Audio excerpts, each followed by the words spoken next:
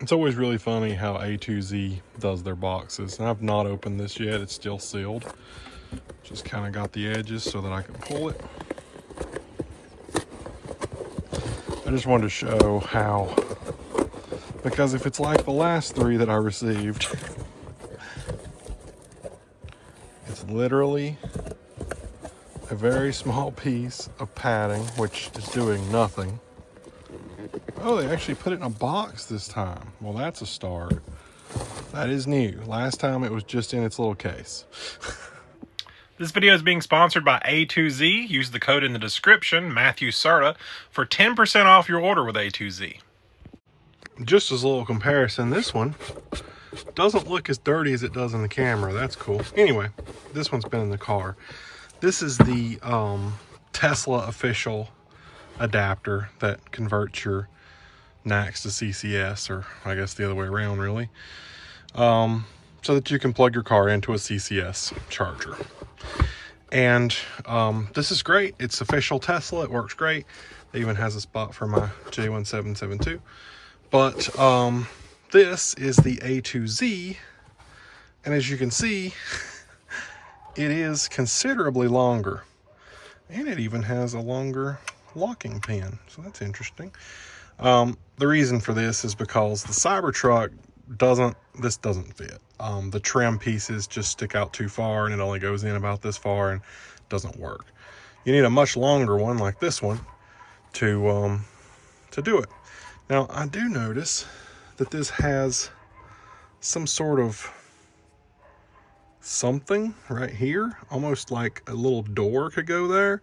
I don't understand why anybody would put a door on that, because, you know, you're going to use these pins if you're using this adapter, period. I'm pretty sure you can't use this adapter as J1772 only. It has to be a CCS adapter. So yeah, I don't really know what's up with that. Not crazy about that idea / design, but whatever. So yeah, we'll put some use to this, well, some tests soon. The truck is not out of charge at the moment, and I want to get it down to about 20 or 15% so that we can go test. I want to plug into a supercharger and show maximum speed we can get on a supercharger, and then we're going to use this adapter and see maximum speed we can get on this adapter. So we're at the EA charger at 17%. And I wanted to give it a little test out here because usually you buy these adapters for Teslas and they're not really needed. You get better charging at the Tesla charger, and you know, it's more reliable. Okay, that just cut off. Let's try it again. So in this particular case, Tesla chargers can only deliver 250 kilowatt to the Cybertruck because, yeah. So let's see if we can make this do more than 250. So I'm going to need both hands. I'm going to put the phone down. Now, granted, the Electrify America actually works. It is making a ton of clicking noises. We will see if it will charge. First, we'll see if it'll even charge. All right, sounds like it's going. So the main thing here is that 26 kilowatt so far. I did precondition for about 45 minutes before I got here. I'll go ahead and say that. So 250 is about all we'll ever expect out of Tesla, and we're already past that. And we are continuing to pass that. So the main thing is, whenever you plug into a Tesla charger, it's only 400 volt, and this can be 1,000 volt. So this is going to run the full capacity of the battery. This is an 800 volt battery pack versus other Teslas that get 400 volt.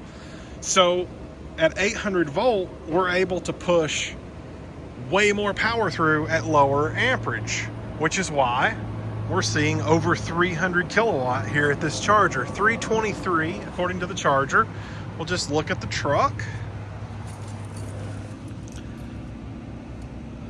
323, and it's charging. And dang, is it fast, because I got here at 17% and we're already at 22 and just ripping. And that's the thing, you know, yes, I could use the superchargers. They're over there. They're more reliable. They're free because I have free supercharging miles. But at the end of the day, if I'm on a trip that I need to make massive time, if I'm getting over 300 kilowatt, there's no point. Now these chargers may have issues because I just heard, okay, yeah, cool. Like I said, these chargers may have issues. It just completely stopped. So, so maybe making massive time isn't the choice. I don't really know. So yeah. All right, cool. Well, I'm gonna unplug because that's all I really wanted to do was test it. And we spent almost $5 and we delivered 8.5 kilowatt in 2 minutes. Pretty good. I mean, if I can find a reliable EA charger that works, it would probably be pretty good. But, you know, that's just the common denominator here. They just put these in less than a year ago. Half of them don't work. But that's EA for you. That's how it works. So, like I said, you want reliable, you go to Tesla. But if you want something that's just going to go fast, you might could stop here for 5 minutes. So anyway, like I was saying, you can't beat the reliability of Tesla, and I should have no problem getting 250 kilowatt here just because. But when I plug this in, you should hear that thud, which is the battery splitting into two 400 volt batteries instead of one big 800 volt battery. And you know, it's nothing. It's not going to be able to do the speed that you can get over at the charger, the EA charger, but you're going to have reliability, you know, where it will actually charge for more than 2 minutes and then stop. So, just going to let it ramp up here. 80, 90.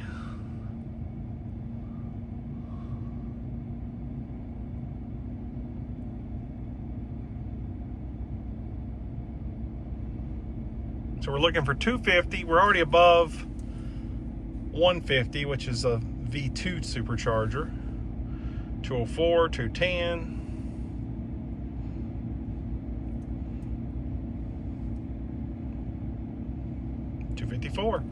That's kind of where it's going to sit because that's the most that these will do is 254.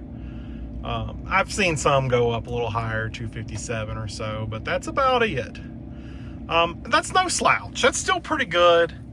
I may or may not ever use the adapter that I've got from A2Z, but I just wanted to give it a good test and, you know, have it as an option. I'm going to keep it in the truck. You know, if I end up going somewhere where there's no Tesla superchargers, it'd be nice to be able to access a CCS charger.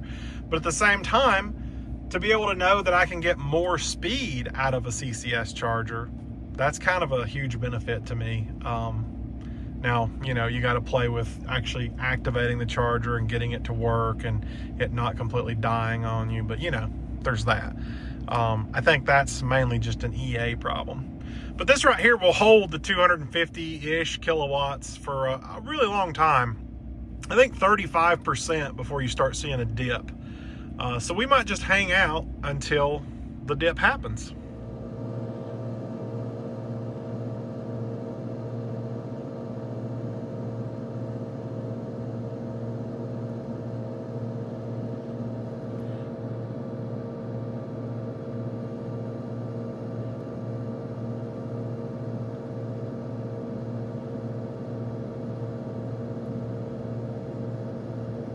So we are under 250 now, 248, 247, starting to drop in the 30 range. I do think it's funny that it shows here, I mean, you can see how many kilowatts you've gained, which is 12 so far, the price of what it would normally cost, and it gives me a session cost, but I do have free charging miles, so I won't actually have to pay that. But yeah, 33%, up to 241 now. Well, down to, I guess, 238 now. So yeah, that's it. That's what we got. I'm gonna go home and put it on the slow charger now. I just wanted to drive it completely down to put a test to that CCS adapter, which, you know, it did exactly what I expected it to do. I was happy that it was way faster, but at the same time, EA's reliability is about that. So it's no worse than I expected, to be perfectly honest. So anyway, I'll see you guys later.